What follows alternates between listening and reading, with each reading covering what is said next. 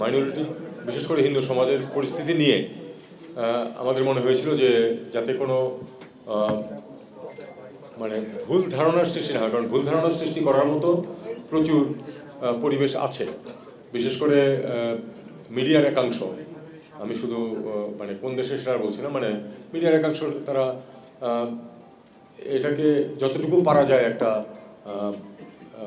খারাপ পরিস্থিতির দিকে নিয়ে যাওয়ার চেষ্টা করেছে। কাজে আমাদের মনে হয়েছে যে আমাদের যে এখানে ডিপ্লোম্যাটিক কমিউনিটি আছে তাদেরকে বিষয়টাতে একটা ব্যাখ্যা দেওয়া প্রয়োজন, যাতে তারা প্রকৃত অবস্থাটা বুঝতে পারে। আমি এটা জানি যে তাদের নিজেদেরও কিছু মেকানিজম আছে তথ্য সংগ্রহের, কিন্তু আমাদের অবস্থানটা পরিষ্কার করার জন্য আমি তাদেরকে আজকে ডেকেছিলাম একটু শর্ট নোটিসে। গতকাল জাস্ট বলা হয়েছে, আজকে তারা এসেছিলেন, মোটামুটি প্রায় সবাই এসেছিলেন। সেখানে আমরা আমাদের অবস্থানটাকে ব্যাখ্যা করেছি। আমরা বলেছি যে আমাদের, আমি খুব সংক্ষেপে বলছি, তারপরে আপনাদের কিছু প্রশ্ন উত্তর দেবো আমি। আমরা বলেছি যে আমাদের এই সাম্প্রদায়িক সম্প্রীতি হচ্ছে আমাদের সমাজের অংশ এবং সরকার এটা বজায় রাখতে দৃঢ় প্রতিজ্ঞ।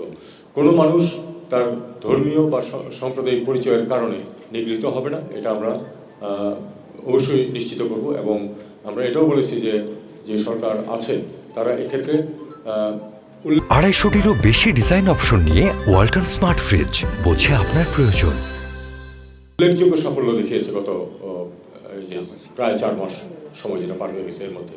কারণ মেজর কোনো, যদিও মাল মশলা ছিল অনেক বেশি গণ্ডগোল হওয়ার মতো, কিন্তু সেটাকে কিন্তু আমরা নিয়ন্ত্রণে রাখতে পেরেছি সবার সহযোগিতায়। রাজনীতিবিদরা সহ, ছাত্ররা, রাজনীতিবিদরা সবাই মিলে কিন্তু একটা আমরা পরিস্থিতি বজায় রাখতে পেরেছি, যেটা সৌহার্দ্যপূর্ণ। বিশেষ করে একটা এত বড়, তার পরপরই এত বড় একটা অনুষ্ঠান ছিল দুর্গাপূজার, সেটা পার হয়েছে অত্যন্ত শান্তিপূর্ণভাবে এবং কোনো ধরনের কোনো মিসঅ্যাপ ছাড়া।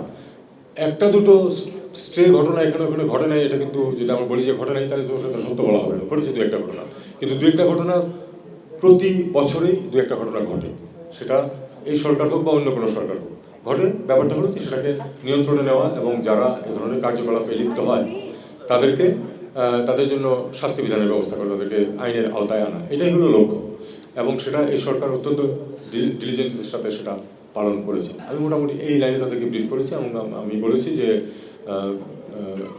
মানে এটাকে ফ্লেয়ার আপ করে দেওয়ার এবং একটা বাংলাদেশ খুব একটা সাম্প্রদায়িক খারাপ অবস্থার ভিতর দিয়ে যাচ্ছে, এরকম একটা পরিস্থিতি সৃষ্টির অভ্যন্তরীণ এবং দেশের বাইরে প্রচেষ্টা আছে।